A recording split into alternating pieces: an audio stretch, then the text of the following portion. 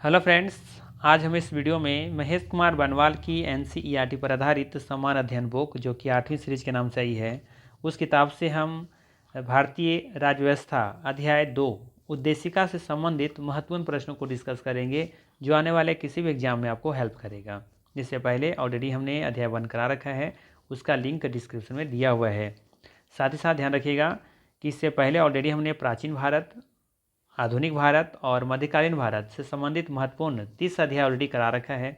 इन सभी वीडियो का link description में दिया हुआ है या फिर प्ले लिस्ट में जाकर आप देख सकते हैं। ठीक है, तो चलिए फिर शुरू करते हैं और देखते हैं आज का पहला सवाल। आज का पहला सवाल है, भारतीय संविधान की प्रस्तावना में जिन आदर्शों एवं उद्देश्यों की रूपरेखा दी गई हैं उनकी व्याख्या की गई है, किस में की गई हैं? तो याद रखना है कि भारतीय संविधान की प्रस्तावना में जिन आदर्शों एवं उद्देश्यों की रूपरेखा दी गई हैं उनकी व्याख्या मूल अधिकारों, राज्य के नीति निर्देशक सिद्धांतों एवं मौलिक कर्तव्यों के अध्याय में की गई हैं। ठीक है, सी ऑप्शन यहाँ पे सही है, ध्यान रखना है। बाकी यहाँ ध्यान रखना है कि भारतीय संविधान की प्रस्तावना से प्रियम्बल कहते हैं, संविधान के उद्देश्यों को प्रतिबिंबित करती हैं। ठीक है, एक आईने की तरह है ये।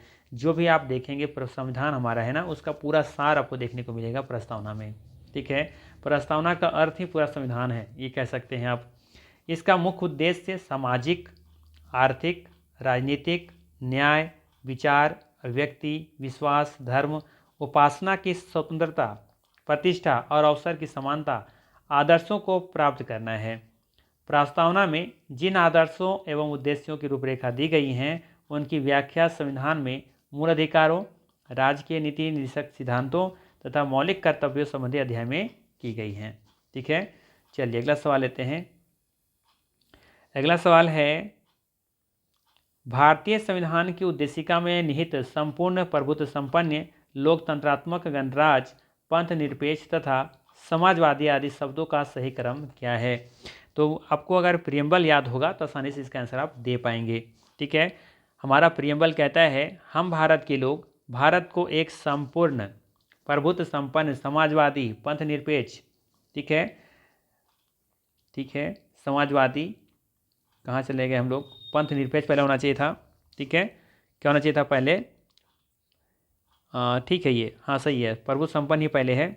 हम भारत के लोग भारत को एक संपूर्ण प्रभुत्व संपन्न, ठीक है, संपन्न समाजवादी, ठीक है, पंथ निरपेक्ष लोकतांत्रिक के पहले ये होना चाहिए था आपका पंथ निरपेक्ष। ठीक है, तो पंथ निरपेक्ष पहले दिया हुआ है। ठीक है, समाजवादी, पंथ निरपेक्ष, लोकतांत्रिक गणराज्य बनाने के लिए, ठीक है, तथा उसके समस्त नागरिकों को सामाजिक, आर्थिक और राजनीतिक न्याय, विचार, अभिव्यक्ति, विश्वास, धर्म और उपासना की स्वतंत्रता, प्रतिष्ठा और अवसर की समानता प्राप्त करने के लिए। कुछ इस तरीके से कंटिन्यू आप आगे देखेंगे। तो यहाँ पे बिल्कुल सही दिख रहा है बी ऑप्शन, हम भारत के लोग भारत को एक संपूर्ण प्रभुत्व संपन्न समाजवादी, ठीक है, पंथ निरपेक्ष लोकतांत्रिक गणराज्य बनाने के लिए। तो बी ऑप्शन बिल्कुल यहाँ पे सही है, ध्यान रखिएगा। प्रियम्बल याद होना चाहिए, मुंह पे जवान पे कंठस्थ याद होना चाहिए मतलब आपको। ठीक है ना? ठीक है, चलिए आगे देखते हैं, अगला सवाल लेते हैं। अगला सवाल है, भारतीय गणतंत्र की 26 जनवरी 1950 को संवैधानिक वस्तु स्थिति क्या थी जब संविधान लागू किया गया था? ठीक है, भारतीय गणतंत्र की 26 जनवरी 1950 को संवैधानिक वस्तु स्थिति क्या थी जब संविधान को लागू किया गया था? ठीक है, पहला ऑप्शन है लोकतांत्रिक गणराज्य, संपूर्ण प्रभुत्व संपन्न धर्मनिरपेक्ष लोकतांत्रिक गणराज्य, या फिर सी ऑप्शन दे रखा है यहाँ पे संपूर्ण प्रभुत्व संपन्न लोकतांत्रिक गणराज्य, या फिर डी ऑप्शन में संपूर्ण प्रभुत्व समाजवादी धर्मनिरपेक्ष से दिया हुआ है। सही आंसर यहाँ पे सी होगा। ठीक है, सी ऑप्शन यहाँ पे बिल्कुल ही सही है, ध्यान रखिएगा। ठीक है, तो ध्यान रखना है 26 जनवरी 1950 को भारतीय गणतंत्र की संवैधानिक वस्तु स्थिति भारतीय संविधान की उद्देशिका के अनुसार ये था। ठीक है, ये ध्यान रखना है। चलिए अगला सवाल लेते हैं, संविधान में हमारे राष्ट्र का उल्लेख किन किन नाम या नामों से किया गया है? संविधान में हमारे राष्ट्र का उल्लेख किन किन नामों से किया गया है ये आपको बताना है। भारत और इंडिया, केवल भारत, हिंदुस्तान तथा इंडिया, भारत, हिंदुस्तान तथा इंडिया। तो ध्यान रखना है यहाँ पे सही आंसर होगा आपका ए ऑप्शन। ठीक है, हमारे संविधान में आप देखेंगे कि भारत और इंडिया के नाम से उल्लेख किया गया है, अर्थात यहाँ पे ये ऑप्शन बिल्कुल सही है। वैसे हम लोग अपना देश को हिंदुस्तान भी कहते हैं, ठीक है, भारत भी कहते हैं, इंडिया भी कहते हैं, आर्यवर्त भी नाम से जाना जाता है, ठीक है। बट हमारा संविधान में जो उल्लेख है वो भारत और इंडिया का है, ठीक है। ध्यान रखना है, संविधान में हमारे राष्ट्र का उल्लेख दो नामों भारत और इंडिया के रूप में किया गया है। अनुच्छेद 1(1) के अनुसार भारत अर्थात इंडिया राज्यों का संघ होगा, ठीक है, ये ध्यान रखना है। अगला सवाल है, भारतीय संघवाद को सहकारी संघवाद किसने कहा था? भारतीय संघवाद को सहकारी संघवाद किसने कहा था? अच्छा सवाल है, क्वेश्चन पूछा गया है, ध्यान रखिएगा। सही आंसर होगा यहाँ पे जी ऑस्टिन, ठीक है, जी ऑस्टिन इसका सही आंसर है, ये ऑप्शन यहाँ पे ध्यान दीजिएगा। जी ऑस्टिन एक अमेरिकी इतिहासकार थे। इन्होंने भारतीय संघवाद को सहकारी संघवाद कहा है। केसी विहर के अनुसार भारतीय संविधान एक अर्ध परिसंघीय संविधान है। भारतीय संविधान में उद्देशिका का विचार संयुक्त राज्य अमेरिका के संविधान से तथा इसकी भाषा ऑस्ट्रेलिया के संविधान से ली गई है, ठीक है। अगला सवाल लेते हैं। सवाल है, हम भारत के लोग शब्दों का प्रयोग संविधान में कहाँ किया गया है? राज्य के नीति निर्देशक तत्व में, मौलिक अधिकार में, नागरिकता में या फिर संविधान की प्रस्तावना में? आसान सा सवाल है, सही आंसर क्या हो जाएगा? संविधान के प्रस्तावना में, ठीक है। हमारा जो प्रियम्बल है वहाँ पे इसका इस्तेमाल किया गया है। भारत के लोग भारत को एक संपूर्ण प्रभुत्व संपन्न समाजवादी, है ना, इस तरीके से इस्तेमाल किया गया है, तो ध्यान रखना है, डी ऑप्शन सही होगा। चलिए अगला सवाल लेते हैं। सवाल है, निम्नलिखित शब्दों में से कौन सा शब्द सन 1975 में भारतीय संविधान की प्रस्तावना में सम्मिलित नहीं था? बताना है, निम्नलिखित शब्दों में से कौन सा शब्द 1975 में भारतीय संविधान की प्रस्तावना में सम्मिलित नहीं था? बंधुत्व, संप्रभुता, समानता, अखंडता। सही आंसर होगा यहाँ पे डी ऑप्शन, ठीक है, ध्यान रखिएगा। अखंडता शब्द 1975 में भारतीय संविधान की प्रस्तावना में सम्मिलित नहीं था, ठीक है। ध्यान दीजिएगा, 42वां संशोधन हुआ था ना 1976 में। कब हुआ था? 1976 में हुआ था आपका 42वां संशोधन, ठीक है। तो 42वां संविधान संशोधन में देखेंगे कि प्रस्तावना में समाजवाद, पंथनिरपेक्ष और अखंडता शब्द को जोड़ा गया था, ठीक है, ध्यान रखिएगा। और ये 3 जनवरी 1977 से प्रभावी हुआ था, ये भी आप याद रख सकते हैं। 3 जनवरी 1977 से प्रभावी हुआ था, ठीक है, जबकि 1976 में 42वां संशोधन करके इसे इसमें ऐड किया गया था। तो कह सकते हैं कि 1975 में भारतीय संविधान की प्रस्तावना में ये अखंडता शब्द नहीं थी। अखंडता के साथ साथ अब ये भी कह सकते हैं समाजवाद, ये भी नहीं था, ठीक है। समाजवाद के बाद पंथनिरपेक्ष, ये भी नहीं था, और एक आपका था अखंडता। तो ये तीनों को याद रखनी है, ये 1975 में भारतीय संविधान की प्रस्तावना में शामिल नहीं था, ठीक है। कब जोड़ा गया? 1976 में 42वां संशोधन करके। लागू कब से हुआ? तो 3 जनवरी 1977 से, ठीक है। आइए देखते हैं, थोड़ा सा जानकारी लेते हैं। भारतीय संविधान की प्रस्तावना में समाजवादी, पंथनिरपेक्ष, अखंडता शब्दों को 42वें संविधान संशोधन अधिनियम 1976 द्वारा जोड़ा गया है। इसके द्वारा भारतीय संविधान में व्यापक परिवर्तन किया गया। इस संशोधन से 2 नए अध्याय 4 का क और 14 का क और 9 नए अनुच्छेदों को जोड़ा गया तथा 52 अनुच्छेदों में संशोधन किया गया था, ठीक है, 42वें संशोधन के तहत, ठीक है। चलिए अगला सवाल लेते हैं। सवाल है आपका, सभी व्यक्ति पूर्णतः और समान रूप से मानव हैं, यह सिद्धांत जाना जाता है सार्वभौमिकता के रूप में, समष्टिवाद या समाजवाद या फिर अंतःक्रियावाद? किस रूप में जाना जाता है ये आपको बतानी है। तो ये जाना जाता है सार्वभौमिकता के रूप में, ठीक है, ये ऑप्शन सही होगा, ध्यान रखना है। सभी व्यक्ति पूर्णतः और समान रूप से मानव हैं, यह सिद्धांत सार्वभौमिकता, ठीक है, के नाम से जाना जाता है। इसके अनुसार सभी व्यक्तियों को उनके मानवाधिकार समान रूप से बिना किसी भेदभाव के उपलब्ध होने चाहिए, ठीक है। इसका क्या मतलब है कि सभी व्यक्तियों को उनके मानवाधिकार समान रूप से बिना किसी भेदभाव के उपलब्ध होना चाहिए, ठीक है। चलिए अगला सवाल है, भारत के संदर्भ में निम्न में से कौन पंथ निरपेक्ष शब्द का सही भाव व्यक्त करता है?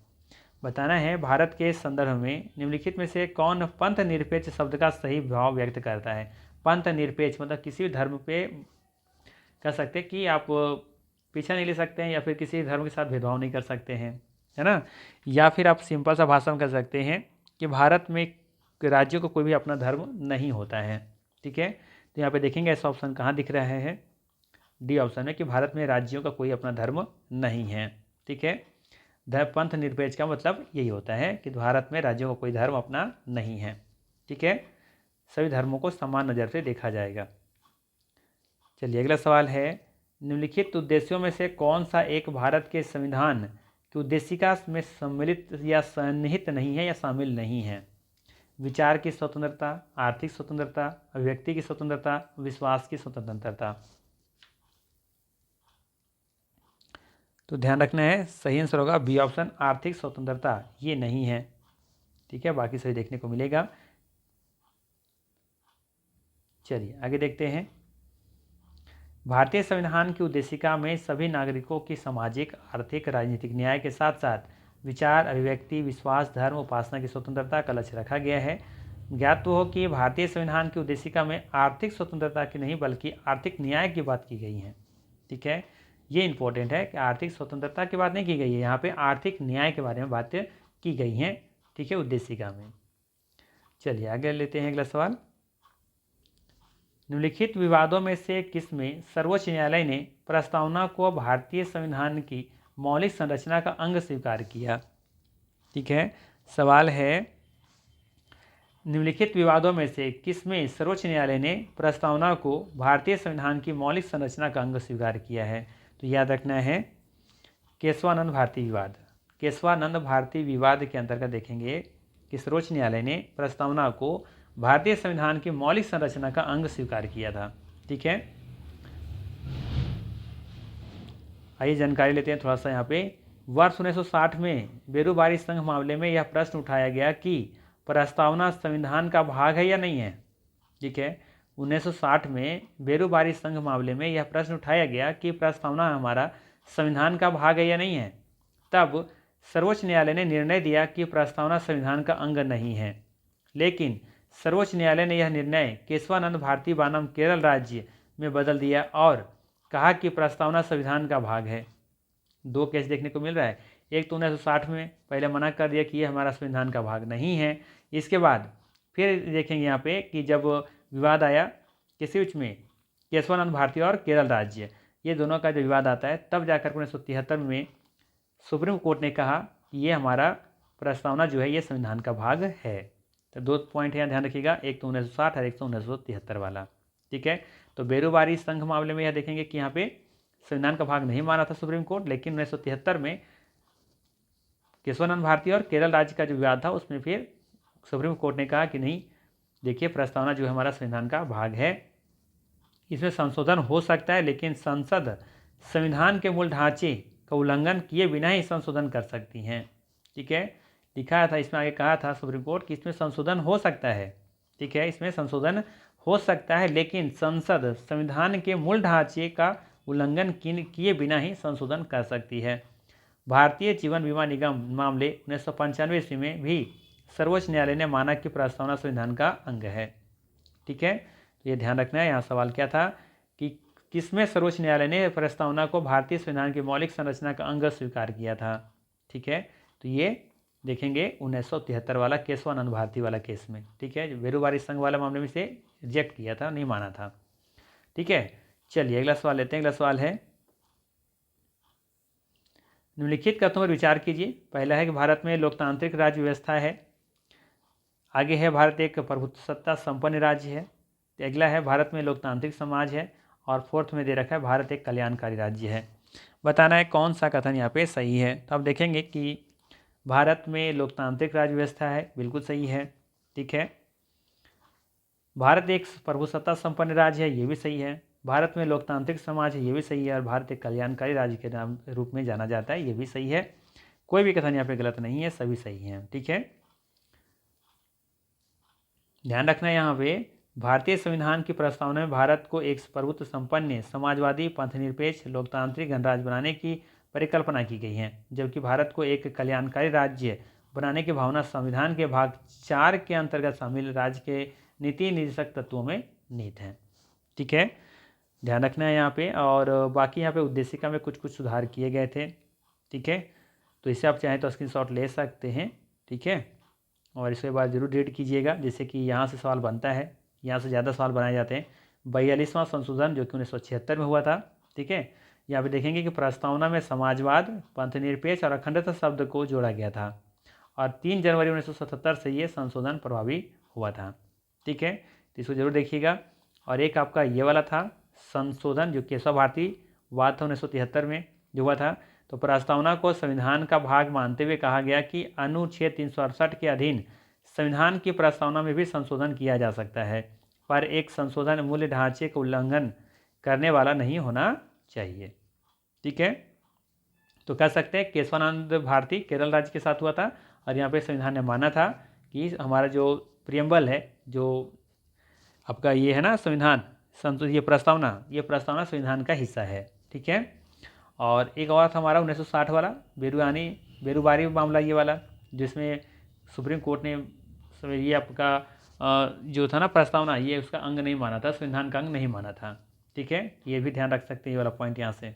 ठीक है, तो यहाँ पे लगभग सही पॉइंट इंपॉर्टेंट है अपने आप में। एक है आपका 1950 का गोपालन वाद, संविधान का भाग नहीं, न्यायालय द्वारा परिवर्तनीय नहीं, शक्ति का स्रोत नहीं। ठीक है, और ये 1960 तो आप देख ही रहे हैं, 1973 हमने बता ही दिया। और एक LIC वाला मामला 1995 में भी देखेंगे कि प्रस्तावना को संविधान का आंतरिक हिस्सा माना था हमारा सुप्रीम कोर्ट। ठीक है, तो इसे भी आप लोग देख सकते हैं, ये 4 इंपॉर्टेंट है।